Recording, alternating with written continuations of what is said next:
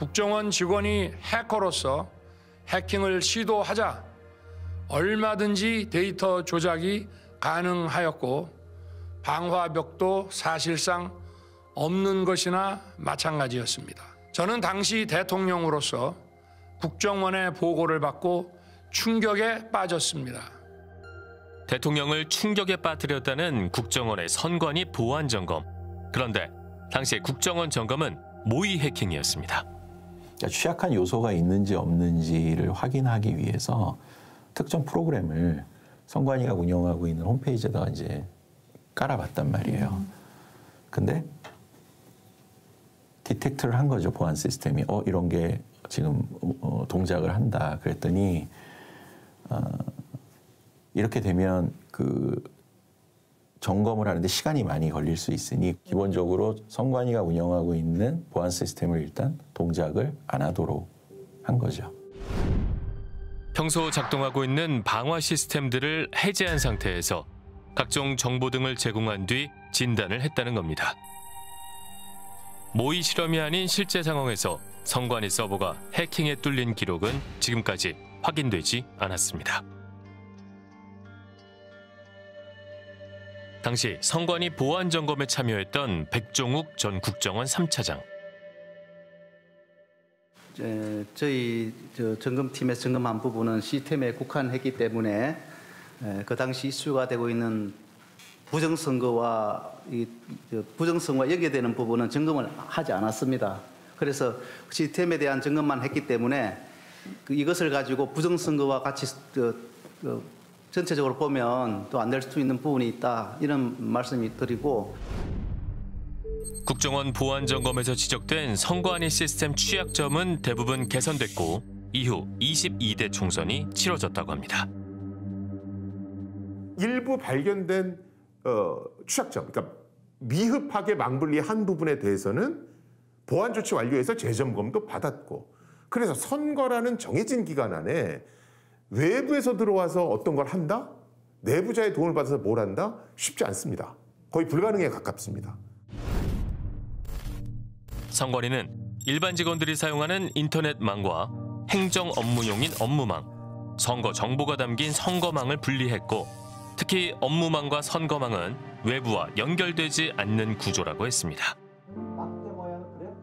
자유대한민국을 이제 지킬 수 있고 그것을 통해서 전 세계가 부정선거가 없는 그날까지 여러분들과 함께 노력할 수 있도록 하겠습니다. 감사합니다.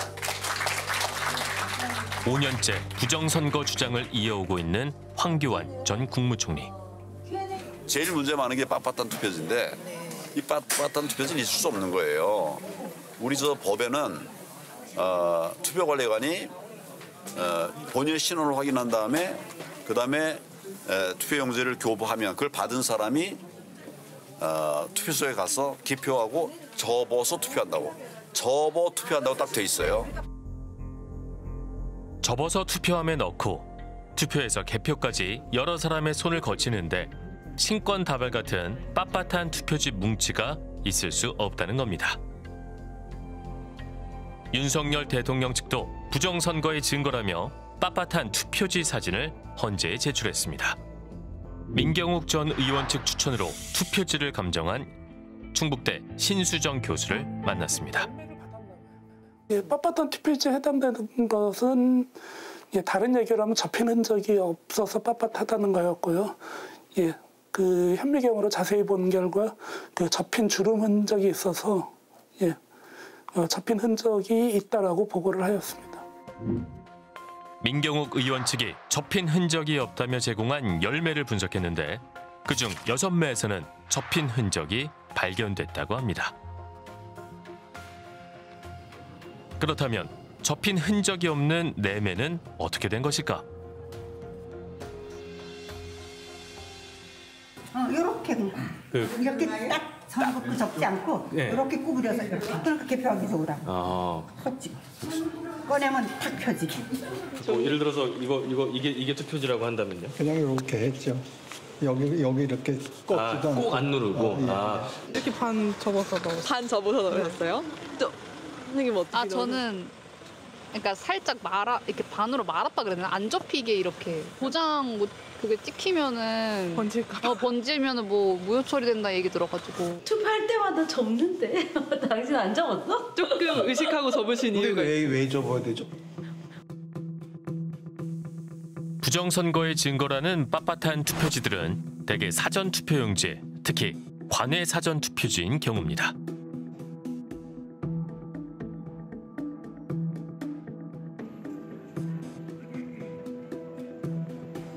관외, 즉 자신의 주소지가 아닌 투표소에서 사전투표를 하게 되면 투표지를 우편 봉투에 넣어 투표함에 투입합니다.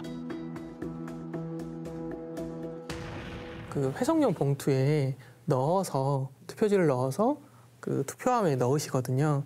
근데 봉투에 넣기 때문에 보통 접지 않으세요. 특히 지역구 같은 경우는 후보자가 많지 않지 않습니까? 봉투에 그냥 넣어도 들어가기 때문에 보통 접지 않으시고 투표함에 투입을 해서 실제 개표를 해보면 관외 사전 투표의 대다수는 접지 않은 투표지, 빳빳한 투표지가 나오고요. 투표지 옆면의 잔여물은 왜 생겼을까? 선관위는 관외 봉투를 절단해 개봉하는 과정에서 생긴 현상으로 추정된다고 했습니다. 봉투를 절단하다 보면 간혹 가다가 이렇게 투표지가 같이 절단이 되는 경우도 있습니다.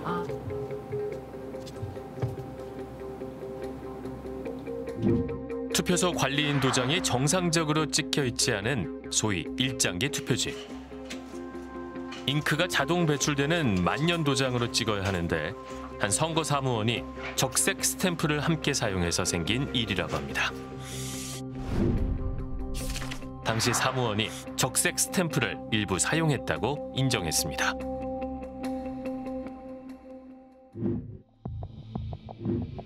투표지 일부분이 비례대표 투표지와 겹쳐 인쇄된 소위 배춧잎 투표지의 경우 지역구 투표용지와 비례 투표용지가 겹쳐 인쇄되면서 발생한 실수였다고 합니다.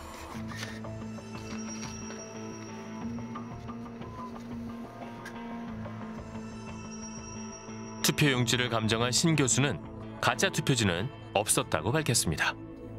그 선관위에서 요구하는 납품 종이에 해당되는지를 확인하기 위하여 몇 가지 강도적 성질과 그다음에 광학적 성질들을 측정을 했습니다. 제가 분석한 기준에 의거해서는 그 외부 투표용지라고 판단할 만한 근거는 없었습니다.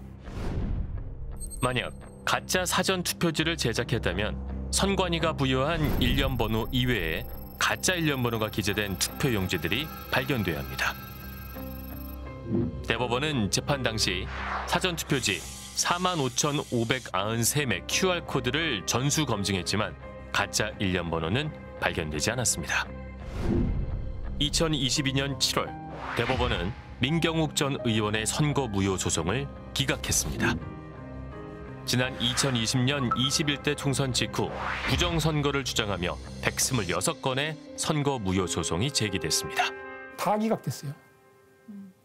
근데 무슨 부정선거가 있다는 거예요. 그럼 우리나라 법원은 아무것도 안 하는 데입니까? 거기는 무조건 그러면 선거소송을 무조건 기각하나요? 그냥 자동으로? 다 살펴봤을 거 아니에요. 그러니까 그 살펴본 결과가 다 기각인데 그럼 우리나라 사법부는 뭐 부정선거 하는 단체하고 무슨 뭐 제휴 계약이라도 맺었나요? 병 앞에서 하는 데도 있었겠지만 뭐 굉장히 많았을 거예요. 그럼 그렇게 많은 재판부가 다 그러면 그 편이란 말이 안 되잖아요. 그러니까 있을 수 없는 거예요. 선거로 당선된 대통령이 선거를 부정하며 우리 사회에 큰 짐을 남겼습니다. 대통령은 무엇을 원하는 것일까요? 유사히 확산된 부정선거 음모론의 그 원인 제공자는 윤석열 대통령 한 사람입니다. 공정한 선거에 대해서 국민들이 신뢰를 해야 그게 민주주의가 작동하는 거 아닙니까? 선거 결과를 불신하기 시작하면은 뭐 내전도 일어나고 뭐 폭력도 일어나고 합니다. 민주주의라는 거는 선거 결과에 대한 합의 없이는 작동할 수 없다고요. 그런데 거짓말로 공영선거를 부정선거라고 덮어씌우고 하면은 그 결과가 어떻게 되느냐는 겁니다. 그 결과는 민주주의 파괴, 법치의 파괴, 더 나아가서 공동체의 파괴로 가는 거죠.